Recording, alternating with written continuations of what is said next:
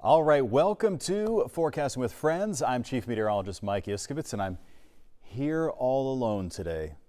In fact, there's nobody else in the studio for me to spend any time with, but I do have Bradley in my ear and a lot of people helping me behind the scenes. So welcome to Monday. It is the last Monday in the month of July. At least that's what they tell me. So I appreciate you joining me here. It's going to be an interesting week. We're going to say goodbye to those every single day, washout days, and we're going to say hello to a swampy forecast. I mean, it's going to feel like you are walking through a rainforest out there all week long, not because of the rain, but because of the extreme humidity values. And so we'll talk about that coming up. Tell you, things are getting pretty crazy across the entire country. We're just wrapping up getting more than 15 inches of rain here over the course of the last week. Now we're dealing with the extreme humidity. There were, and we're going to talk about this here in a moment, 2 pretty sizable earthquakes in West Texas. We have a fire the size of an entire, giant city burning in California. And I just got a Fox weather update that Dollywood is flooded. Dollywood in Tennessee. So it is dogs and cats living together, mass hysteria out there. It is wild weather-wise. Speaking of that, over the weekend I saw Twisters, the movie that all meteorologists are required to go see. So the family and I went and saw Twisters, and I'm going to try very hard not to give away any spoilers. But what I'll say is it was okay. It was good. It wasn't bad. It was not a bad movie. It was okay. It was just okay. There's a lot of sort of silliness to it. I think that in movies like that, I'd rather just go complete other side of zany, like Sharknado. You know what I mean? Like, they're not even trying to be serious. It's so ridiculous, Sharknado, which I loved. This is okay, but it's just the science in it is kind of like a slightly frustrating. But you should see it. I'm not saying not to see it. On my Mondays with Mike, which you can watch right here, wherever you're watching this on Fox Local, at 12:30 today, I'm going to read you a non-spoiler ChatGPT created dialogue that I made for another Twisters movie. I did it just using ChatGPT, but with what I think their science sort of consultant must have told them to say. I don't know. Anyway, let's check out, first of all, what's happening in the world of weather, and then in a moment we've got a couple of big weather stories for you coming up. So let's hit links 1 as we check out a changing pattern. So last week we had high pressure that was out there over Las Vegas, and we had a trough of low pressure that just hung around Houston all week long. Now this is a look ahead at this week. This is the GFS computer model, and we're looking ahead here at the upper level pattern. This is like the jet stream level pattern for Tuesday, tomorrow, and now heading into Wednesday. That's when that high is sitting right on top of us, which does contribute, as I'll tell you here in a minute, to some air quality concerns. Here is Thursday, and then by the end of the week, it looks like that ridge, that area of high pressure, starts to retreat toward the west. Now that'll open up the opportunity for a weak front to come down, and it's not going to cool us off, but could bring us another opportunity to see some thunderstorms.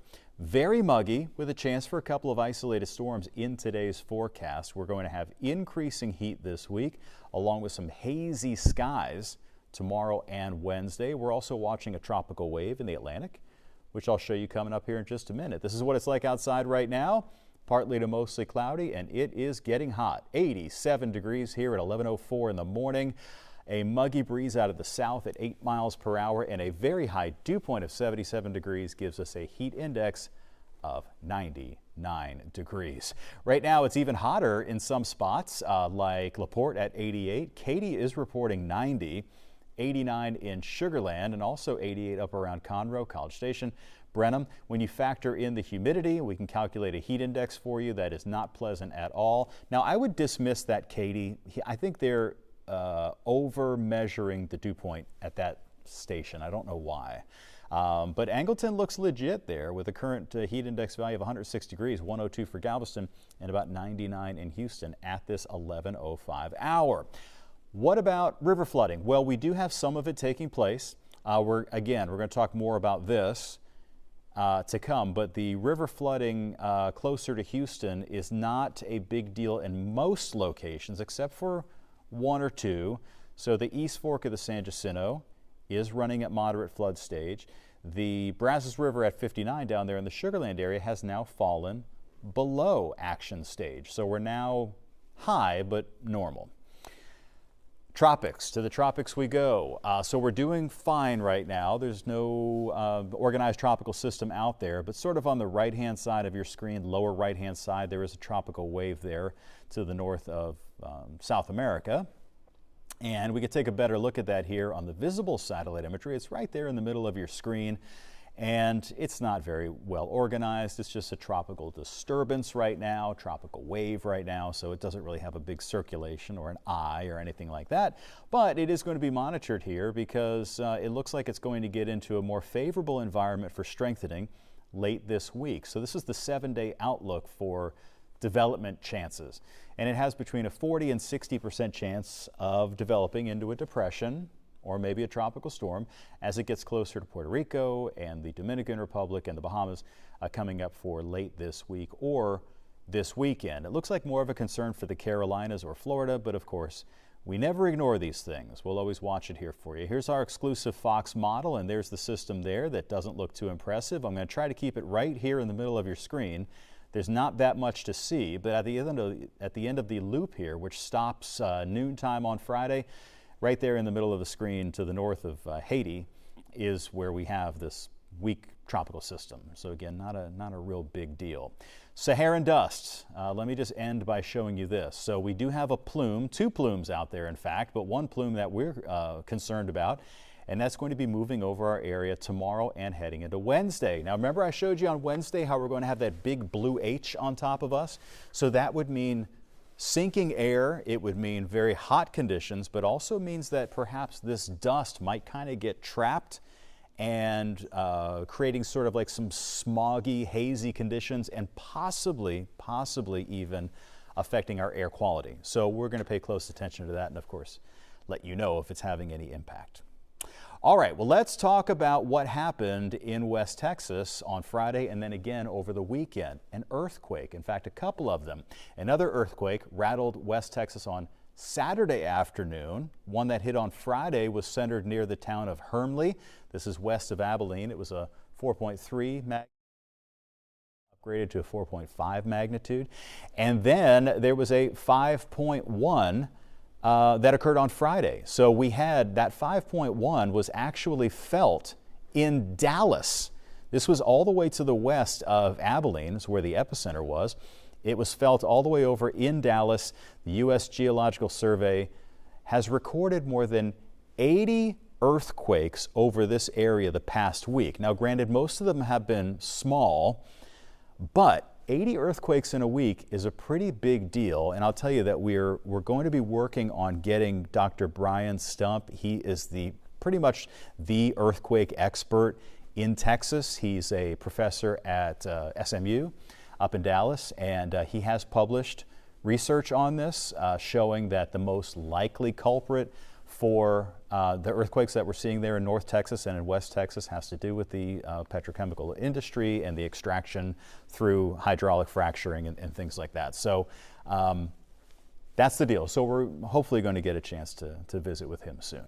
All right, now we head out to the West Coast where the Park Fire has grown into one of the largest in California's history. It's 540 square miles. 540 square miles. That's larger than the entire size of Los Angeles. There are thousands of firefighters working around the clock. Look at those beautiful old trees that are at danger of burning down. They're working around the clock to try and contain this fire. It's already destroyed about 134 structures. And as of the latest update, it's only 12% contained. That's right, 12% contained. Yikes. All right, well, coming up, still got a lot more to talk about, including how to keep your electricity going and how to keep your phones charged and so forth during hurricane season. We'll be back in 2 minutes.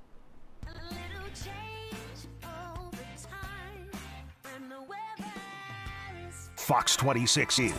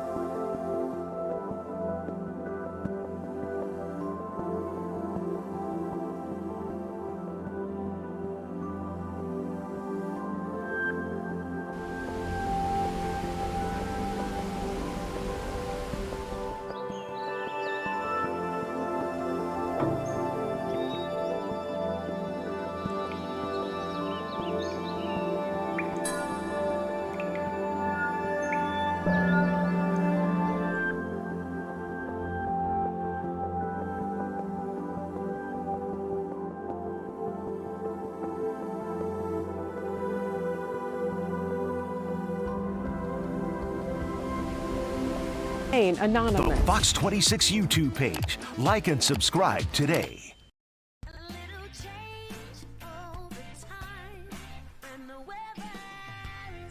Welcome back. Hey, real quick, I know I was kind of like slightly dogging Twisters a moment ago. I don't want to discourage you from seeing it. However, I will say that it was a double movie weekend for the Iskovitz family. We saw Twisters on Friday, and yesterday we saw A Quiet Place, day one. Ooh, we like that one. That one was better. So if you have to choose between the two, I would recommend A Quiet Place. It wasn't weather related, but it was still really good. All right, so many of us struggled when Hurricane Beryl knocked out electricity for days and days and days. Now, meteorologist John Dawson has found a way to keep your phone charged during future storms. On today's Hurricane Gear Test, he shows us an emergency battery source that's designed just for cell phones. If you're like me, you do a pretty good job of keeping your phone charged, but those few times when you can't, it always seems to be in a crucial moment. On today's Hurricane Gear Test, maybe we can relieve some of that stress of a dead battery. This is the Batterix Power Card, and it provides instant backup power for your smartphone. It's basically the size of a credit card and packed with 1,600 milliamp hours. Its biggest drawback is that it is single use, so you can't recharge it. You use it once, and then you're done.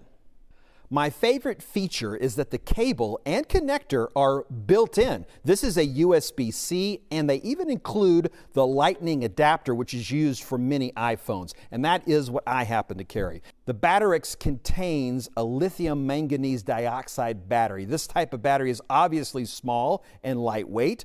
The power card weighs less than 1 ounce, but the electrochemical battery also delivers a rapid delivery of power. I was impressed with how quickly the energy was transferred into my phone.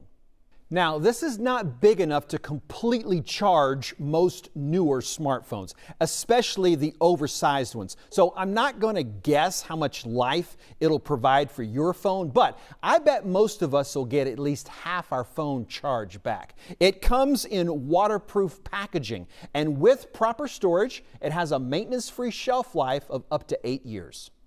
I give the Batterix Power Card a Cat 4 out of 5 on my Hurricane Kit priority scale. A single card will cost you about $18, but they become cheaper when you buy in packs of 3 or 5. Where would you keep a small emergency phone charger like this? Tell me in a comment on my YouTube channel. Just search for meteorologist John Dawson. See, I'll tell you why I like that, because JD has come up with a great piece of advice that I really have never heard anybody else saying, which is when you buy your hurricane supplies, like let's say you buy a flashlight or you buy something like that to charge your phone. Remember, it has a shelf life of 8 years. The best thing to do is to buy it, to put it in your hurricane supply kit. Maybe it's a box, maybe it's a bag. Don't open it. Just leave it there. Because if you open it, you're probably going to start using it, you're going to lose it.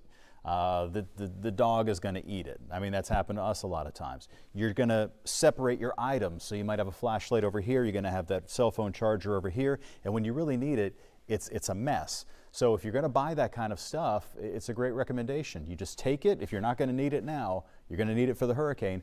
Put it in one spot, like a go bag or a Rubbermaid, kind of box, and that's the best way to go, I think. It's a really, really good bit of advice. All right, let's talk about heat. The summer heat continues baking not just the United States, but countries around the world. Climate scientists say new data is providing concerning results about record-breaking average global temperatures. Fox's Sean Langeal takes a closer look at the impacts and how communities are adapting.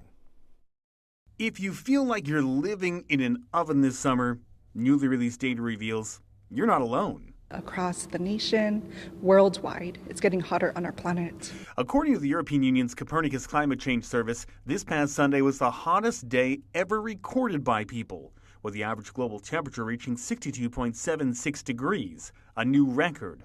Experts citing unusually high temperatures in Antarctica that helped trigger the spike in average global heat levels, many of which are still being felt across large portions of the U.S. In California and the western U.S. specifically, heat waves are also changing their flavor. They're becoming more humid. It's increasing the risk of heat exhaustion and heat stroke, especially in those who work outside. In Texas, these construction workers are wearing special wristbands to monitor their body temperature. Monitor Alert's going to send the guardian, which is me, the superintendent, and the employee an alert. Like, hey, go check on the individual. Other communities are launching outreach programs to educate the public about heat-related illnesses. Across Hawaii, the State Department of Health has started heat safety awareness campaigns. Listen to your body. You gotta take breaks, go indoors, drink water. But it's not just people who are being affected. This is Rusty. This is Dusty. Las Vegas has been plagued by a long stretch of triple-digit temps so far this summer, the inferno causing some of Lindsay Stahl's chickens to die. To see them in distress and to lose them, it is heartbreaking. She had to get a cooling unit installed outside by the coop, and the chickens are flocking to it. Sean Langeal, Fox News. Poor chickens. You know, it's a lot of people get a little bit upset, and I know this because I get comments, when we talk about changing climate and things like that, but sometimes you have to defer to the experts. I mean, these are people who have spent their entire career, PhDs, studies, just decades studying this kind of stuff. So I'm a forecaster, a daily forecaster, a weekly forecaster. I'm going to just defer to them on this. So you could send all your cards and letters to your local climate scientists. All right, coming up, we're going to be talking about this changing weather pattern. We'll take another look at what's happening there in the tropics. And I'll tell you what, we have a very, very hot week ahead.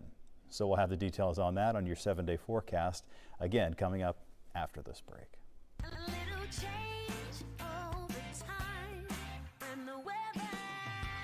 Fox 26 is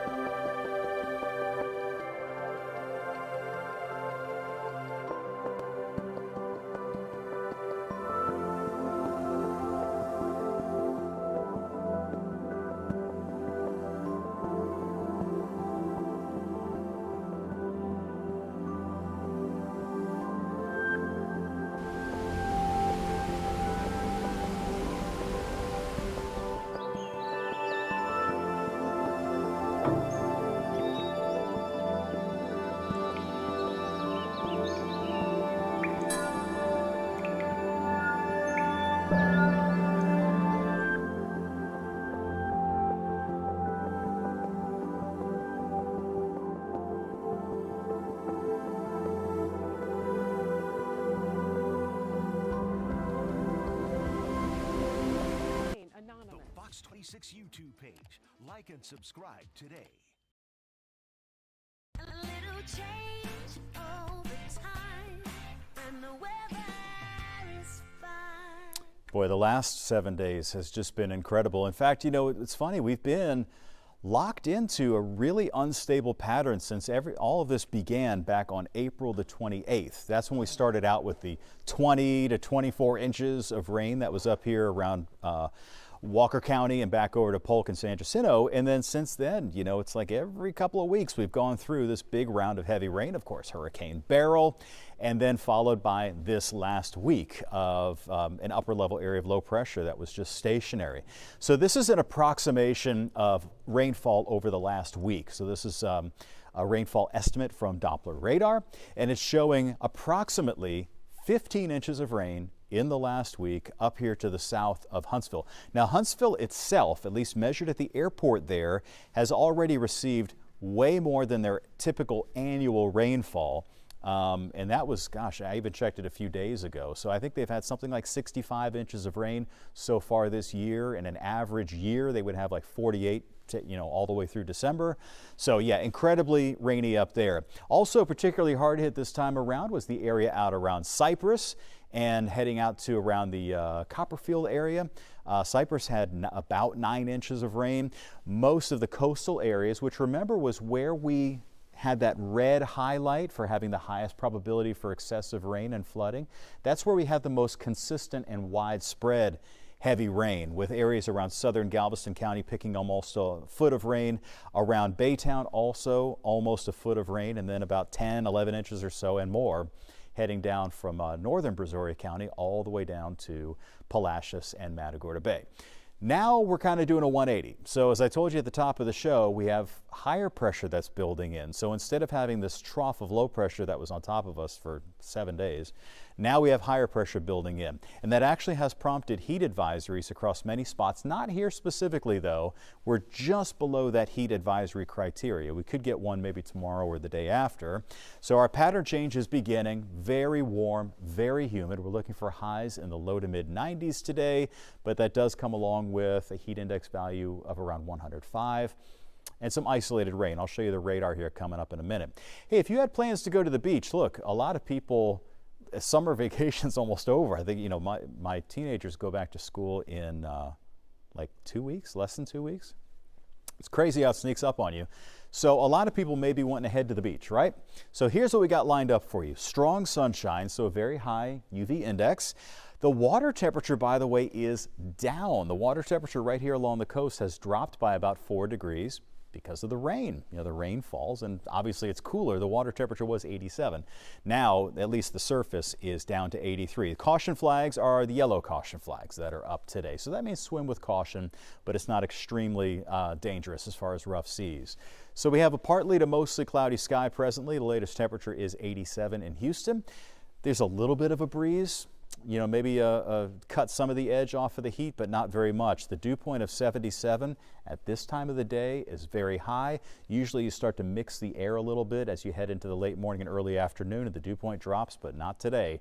It is sky high out there. Remember, all the moisture at the surface is still evaporating into the air, so that's going to cause it to feel kind of swampy.